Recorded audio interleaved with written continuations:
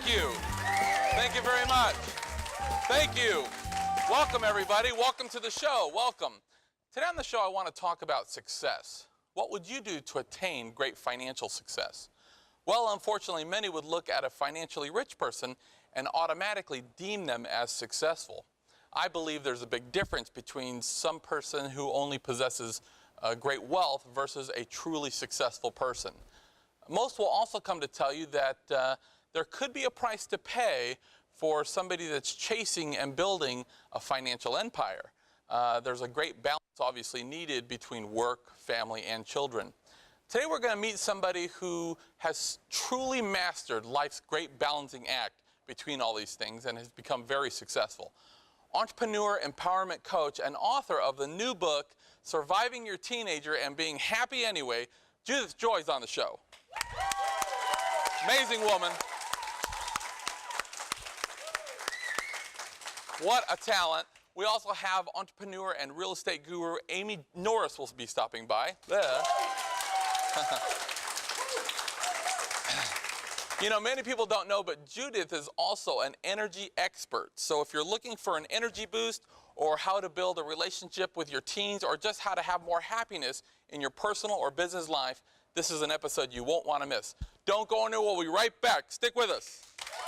Come experience Nolan's. Savor award-winning steaks, Greek-style cuisine, fresh local seafood, and an extensive choice of wines. Whether you'd like to reserve the large private dining room, enjoy a meal on an outdoor deck, or rock the night away in our lounge, Nolan's, now celebrating 25 years of exceeding your expectations for casual fine dining, live entertainment, and dancing nightly. Real estate today offers incredible opportunities, low prices, and extremely low interest rates. Hi, I'm Amy Norris from Amy Sells the Beach.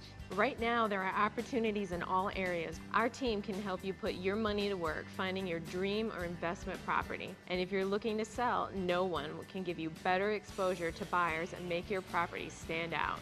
Experience matters when looking for opportunity. I'm Amy Norris. See why we're #1 at amysellsthebeach.com. Thank you.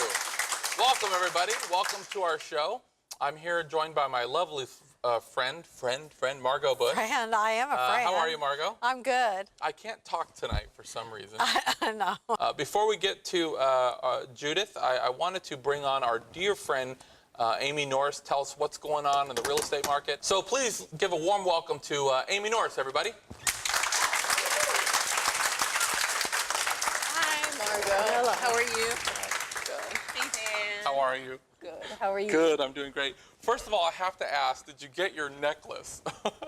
I was, Yes, I did. You know what I'm talking yeah, about? Nikki made me a beautiful necklace. She's I was very actually talented. a messenger. Boy, I don't know if you know about this, but apparently you had bought a necklace from a mutual friend that I know. Yes.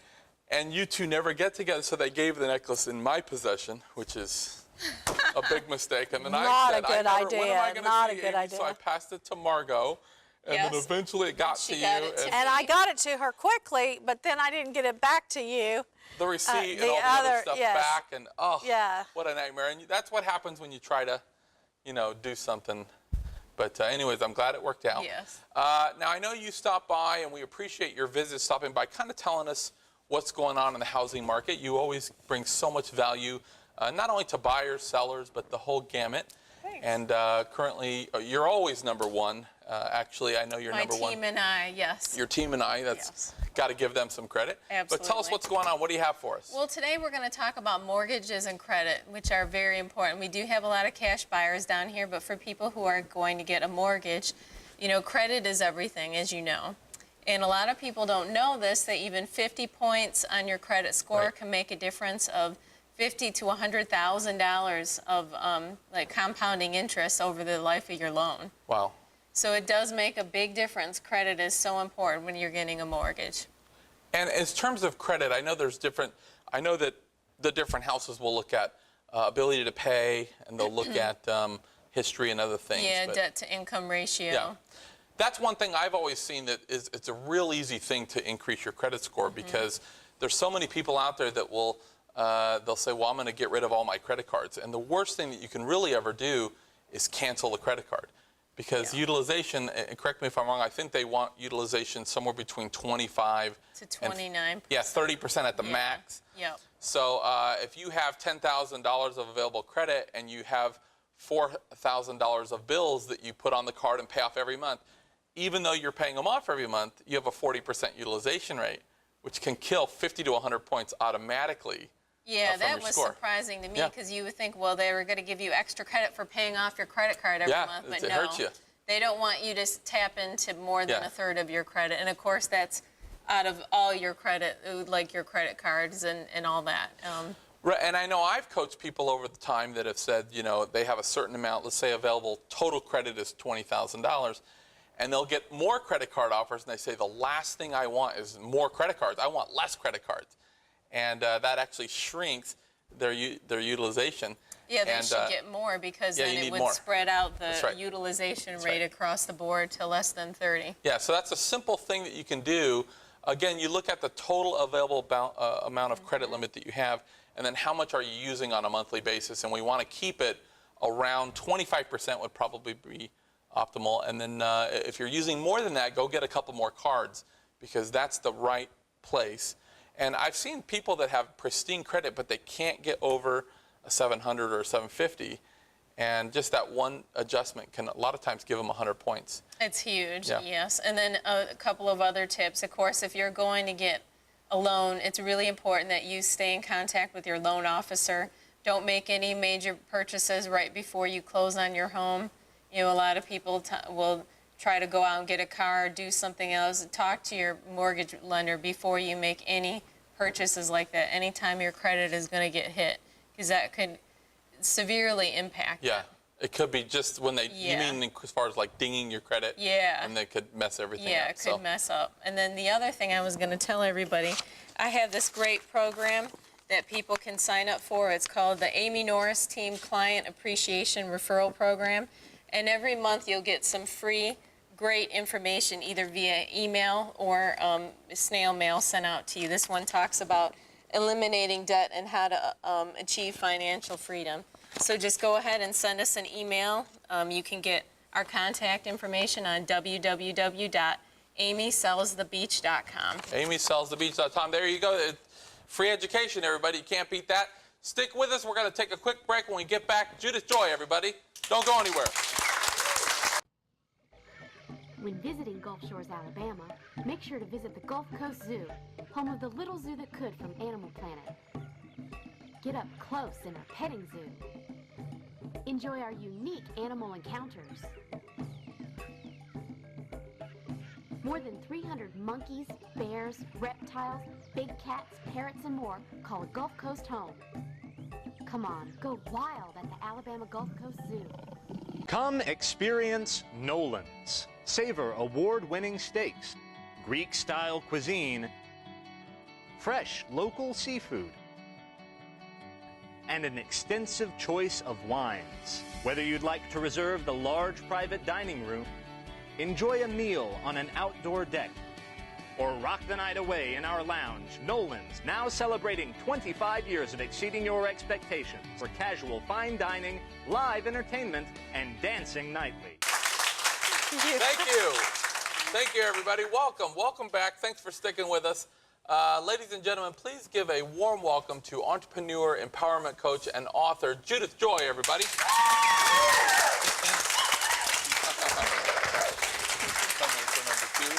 How are you? Fine, how are you? I am doing great, and I hope you can bear with us. Usually, it's much cooler in our studio for some reason. I am literally turning into a Mexi Melt. I mean, but anyways, welcome. I'm so glad to have you on the show. I know we've been talking for quite a long time, and I know we have several mutual friends, Doc, and I'm glad that he came with you as well. Hey, Doc. Hey. And Sharp guy. And first of all, I know that obviously you've been an entrepreneur for a long time. You've been an empowerment coach, and of course you have the book, which we're going to get to. But before we get to the book, talk a little bit about your coaching. A lot of people don't necessarily know what an empowerment coach is, or maybe they might not realize the need for one, but talk a little about your coaching specifically and what you do. My coaching is a combination of life coaching and energy. Right. And I'm trying to teach you, like if I was working with you, Yeah. I'd be trying to teach you how to shift your energy so that you don't have to always come back to me. Gotcha. So instead of, I remember years ago, I was running some sales companies, and I would go in every morning and I would do a sales, a meeting, and everybody would be pumped. But I noticed that I was kind of like like a battery. I was always charging them up. And I remember one time getting so upset because every week I'd have to go in and do the same thing. And I felt like they weren't holding any charge, so to speak. I felt like it wasn't going forward. And I remember one time asking the group, I said, you guys hook up to me and use up all my energy every week and you're not learning anything. I said, do you know what would happen if I actually stopped coming in for a week? And one of the guys goes like this, flat line, beep. He actually said that. But, when we're working with people, we want them to empower themselves to where they don't have to come to you so much and rely on your energy so much. Right. And, I'm from Southern California, so when you talk about energy and other things like kinesiology and other types of alternative medicine, I believe it. I've seen some things that it's phenomenal. But I'm sure you've experienced, you get into certain parts of the South or the Midwest, and you start talking about energy, and people think it's like voodoo. So explain just an overview of the way it works, because I know that coming in as an empowerment coach, you didn't always start as an empowerment coach. You started off on kind of a bumpy road, and you had some health problems yourself. So talk a little bit about that. I started with headaches, and I went to the Mayo. First off, I got married, which was the headache. Right. But my then husband noticed that I was getting headaches every day. Yeah. So we went to the Mayo Headache Clinic, and they said, you have headaches, take Excedrin. Those are smart guys. That's the Yeah. best they come up with at the Mayo I Clinic. think in 30 years they've Yeah. learned. Then I went to a headache clinic, Yeah. and they said, here, have some drugs. Right. Well, it didn't really solve the headache problem. So then I went to a Catholic hospital in Indiana, and they said, put your husband before yourself. Huh. And they were serious. Well, I've since gotten rid of the husband, and I switched. So I switched over to alternative. Yeah. And I do chiropractic and acupuncture and energy and all the supplementation and things like that. The energy started, and it was like, all right, I'm laying on this table, and this guy is tapping my head. This is weird. Yeah, This is right. really it does weird. seem strange at first. But I'm still working with this same doctor, and we started out doctor-patient, and Right. then we became mentor-student, and now we're colleagues. Right. He's helped me understand that everything is energy. Right. Everything. This desk is energy. Yeah. And your feelings are energy. And what happens in the body is that you get so uptight about something that you're holding on to a certain energy or a certain viewpoint. Right. And that's guiding everything else that is being attracted to Right. you.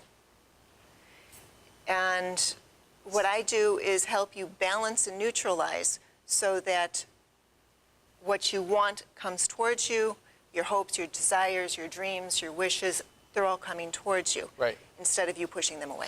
Well, and I know a lot of people would look at it and they would say, like, maybe this is a little faith-based. Like, I don't know if there's an energy. But to be honest, there's some real hard science behind this. In fact, I'm sure you've seen the doctor. There's a doctor in Japan where he puts 3 jars of water, and he'll write a word on one of them that says, like, hate, and then joy, and whatever. And he'll focus that energy on those, and the hate one, after a little bit amount of time, it'll turn into this really black, ugly-looking crystal where there's no water in it, and the one that's love or joy will be blue and real pretty. But I mean, there's a real, there's some real hard science that backs up Yes. what you're saying. It's not so much faith-based. And so now, are the headaches kind of tapered for you? And Oh yeah, much better. In fact, with the energy, there's sometimes that I can take my headache, literally suck it out of my head, and then throw it into another dimension. Wow. How about another person? Could you do that? Sure. Okay, fine. I got a couple of people we'll talk a little bit. And I have to say that I've always read that everything kind of has a certain frequency. So if you eat certain good foods, they have a higher frequency. Walking on the beach has a very high frequency, smelling a rose. But if you eat bad things or you're around negativity or other things, it has a low frequency. And that really affects your mood and other things. Is that? Well, David Hawkins explained it very well. You have 0 to 1,000. And the lower numbers are the lower energies, and the higher numbers are the higher energies. Right. So the low energies would be like apathy and grief. And when you're feeling grief, it's very hard to do anything. And you're just sort of slugging, oh, I'm getting through the day. Sure. But as you move up and get closer to courageousness, acceptance, peace, things like that, it's like things come to you and they're easy. So the object is to move up the scale. Doesn't mean that you're always up the scale. Sure. I mean, you're going back and forth. But the more you can get up here, the better you're going to feel and the easier life will be. Right. Well, and you meet a lot of people like that that just have such a low energy. Even when they talk, it's like, hey, I mean, they can barely formulate, function in society. But when you really get to talk to some of these, they've been through a traumatic event or grief, and they're dealing in such a low frequency, it's hard to deal with anything, and I suspect even cope with problems and normal stress that people would encounter would be very difficult. So we're going to take a quick break, but when I get back, I want to talk about this book that has a buzz going around, Surviving Your Teenager, and I found it to be fascinating. Stick with us. We'll be right back. More with Judith Joy in a minute. Don't go anywhere.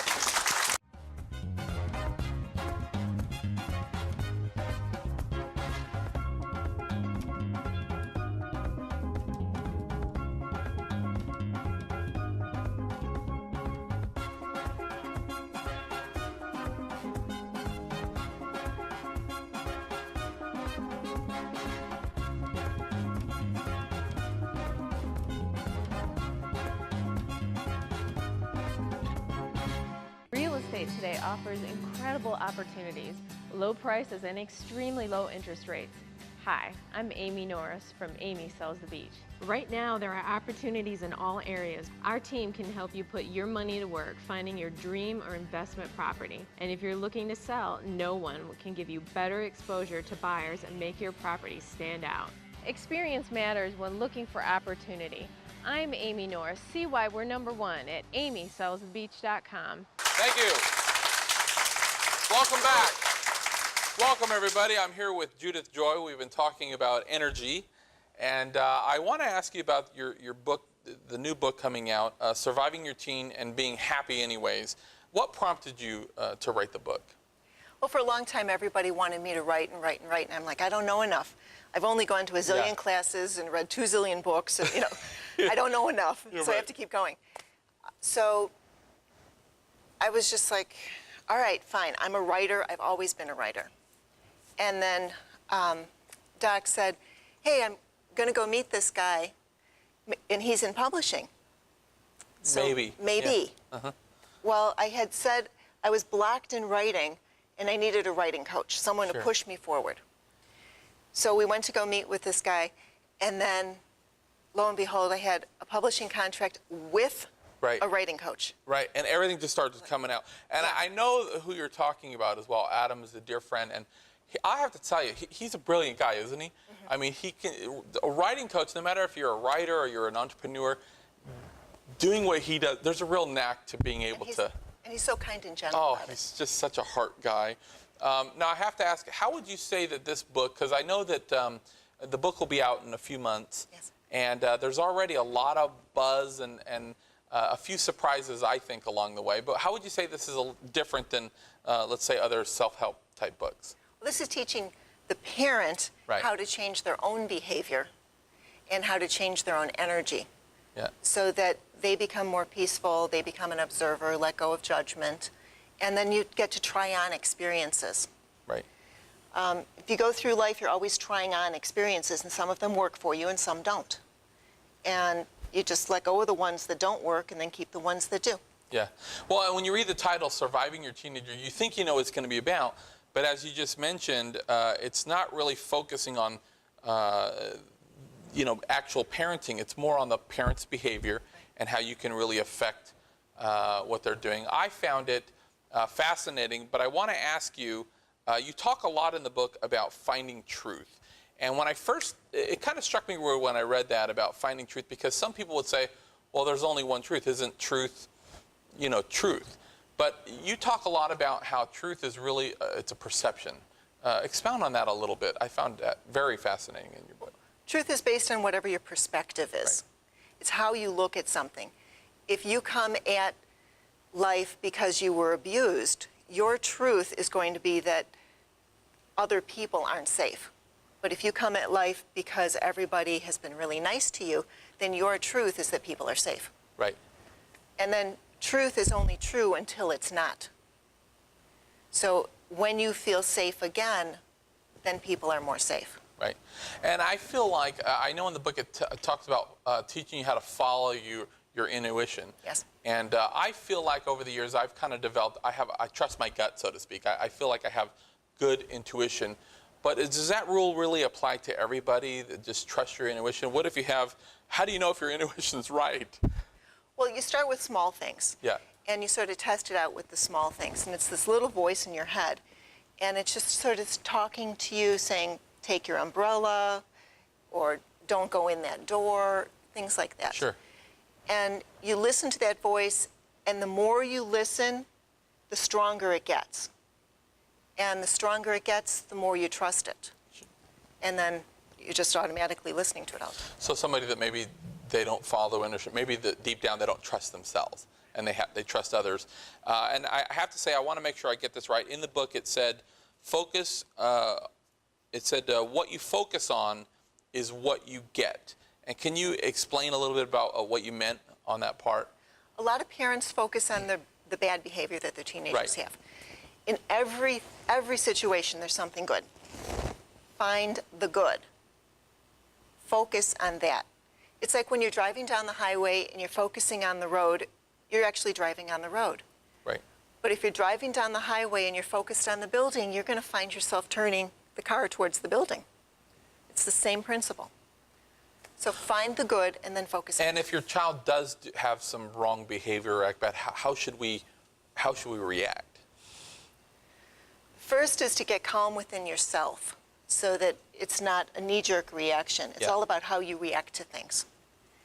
So once you're calm, and then you go to the teen and go, okay, what's this really about?